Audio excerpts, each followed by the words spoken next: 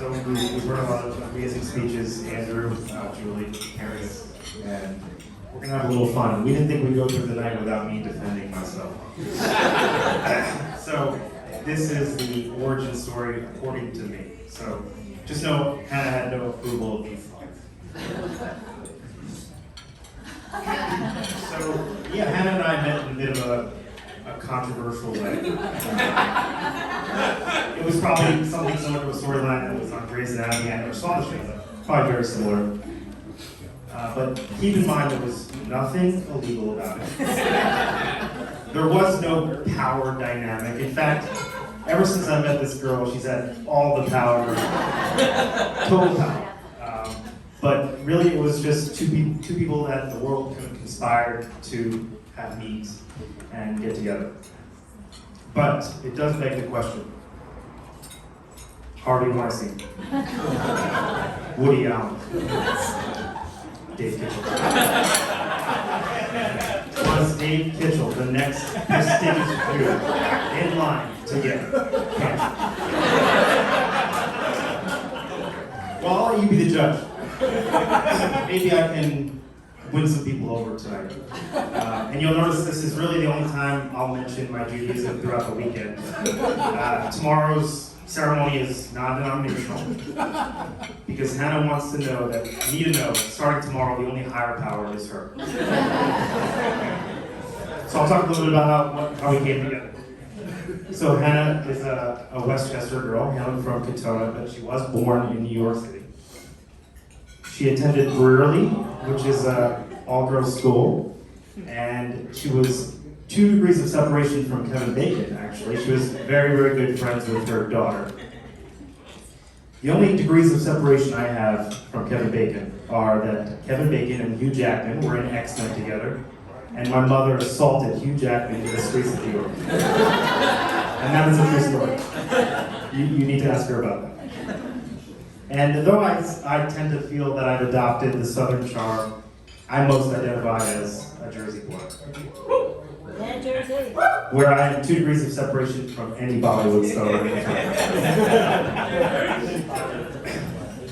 Hannah was not a very competitive person growing up, but she did have a short foray into cheerleading.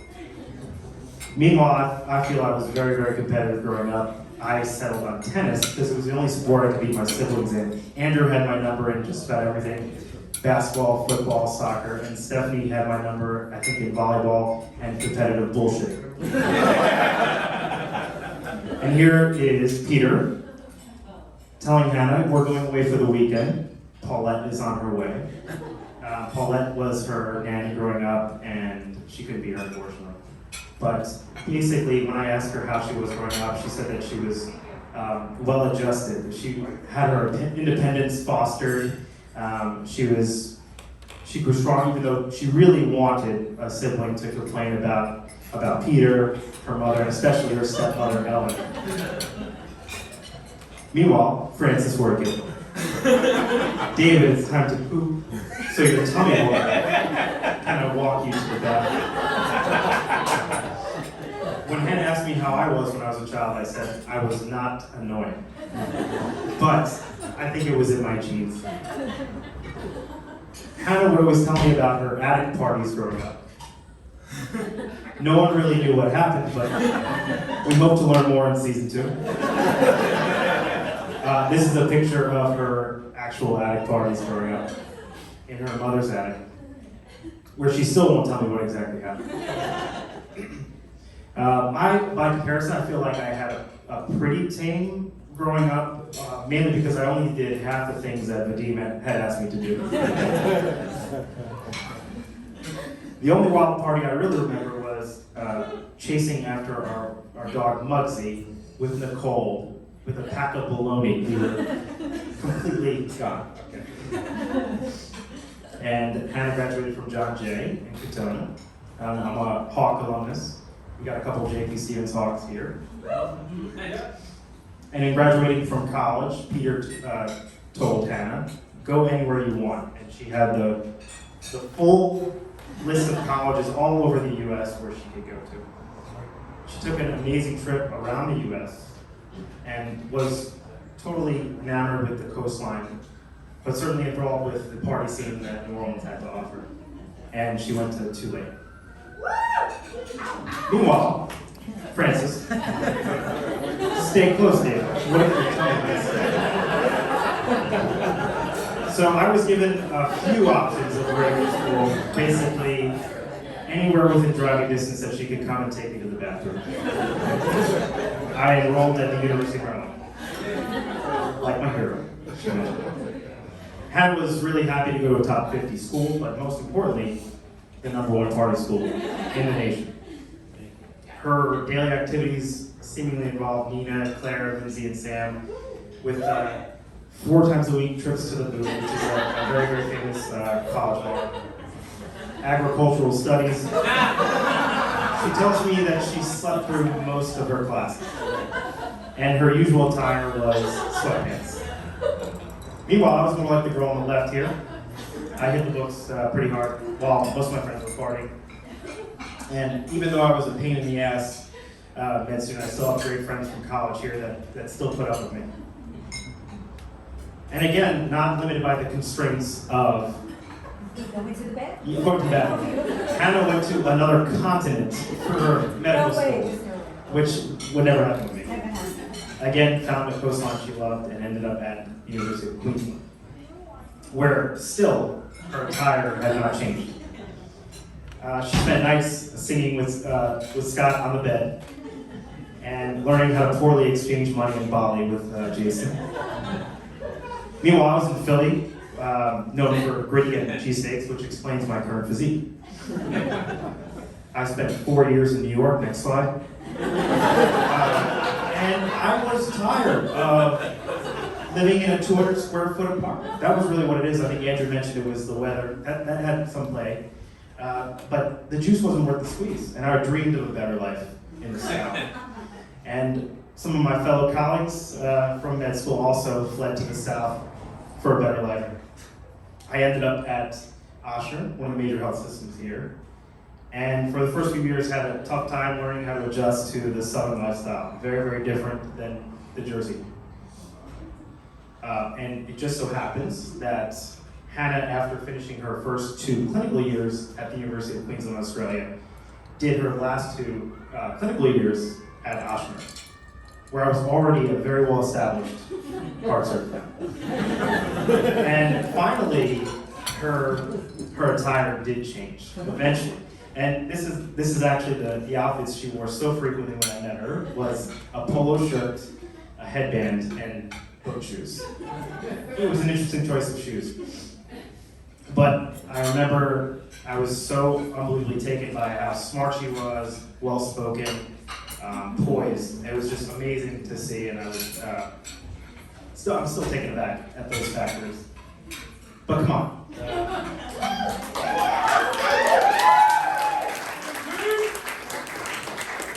This slide needs no comment. But that's not to say I wasn't a bit concerned. I was concerned. There was a rumor going around that Hannah had dated a celebrity. And this was a very serious rumor. People had confirmed it. It just so happened to be Fatboy Slim.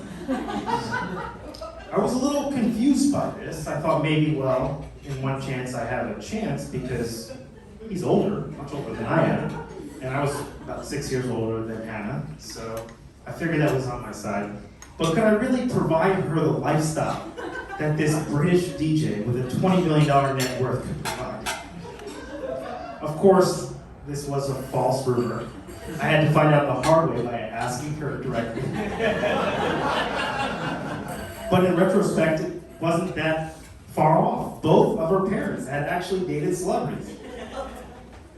But either way, how could I transgress that papal duty, that mentor-student boundary? I didn't want to end up in the Times Picayune, a very well-read newspaper. So though I loved her, I was dejected. I longed for her. And just so you're aware that there was no funny business happening before our first date, This was the actual evaluation I had given Hannah 10 days before our first date. I'll read off some of the key points. Hannah clearly demonstrated a strong work ethic each day. She read about her patients, was a daily participant on rounds. She has a very confident manner, but also intently listens to advice and readily accepts constructive criticism. And I mentioned a few points on her performance, and then I say at the end that I would recommend her for high pass versus honors, depending on how she performed on her exam. So, does that sound like collusion or something? No. Otherwise, I would have just easily given her an honors and moved on. But it came time to evaluate her other students. And everyone knows me as a pretty lazy guy. And instead of having to search through all my emails and find out the contact information for some of her colleagues, I then texted Hannah and asked her for the contact information.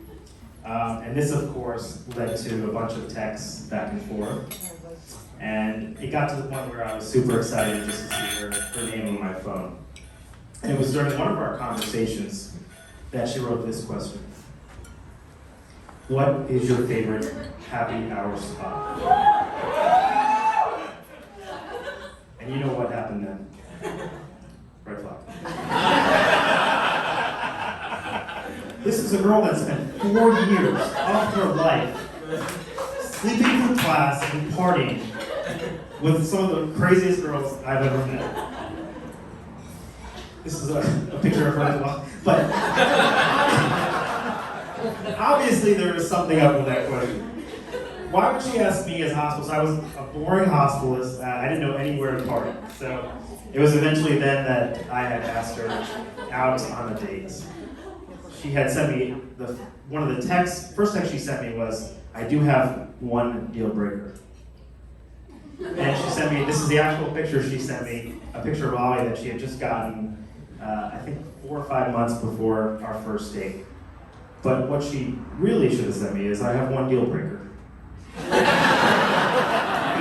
that's what life has become. We had our first date at Boynton Tavern, which is only a block or two away from where we currently live. I brought her back to her apartment that she was living in at the time. We had our first kiss outside, and I had gone to heaven. I was ready to sign the marriage license then. That was 2017, so waited a long time.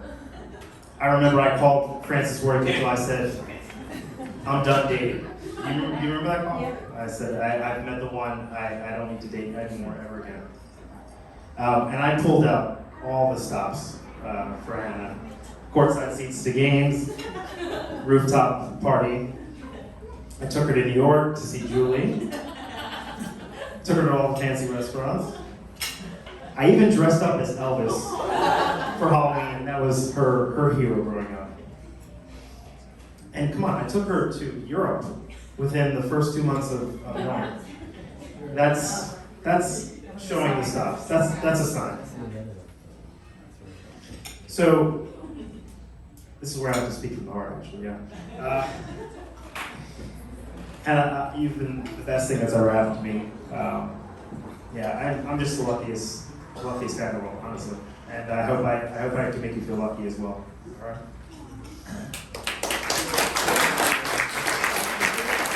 So, do I deserve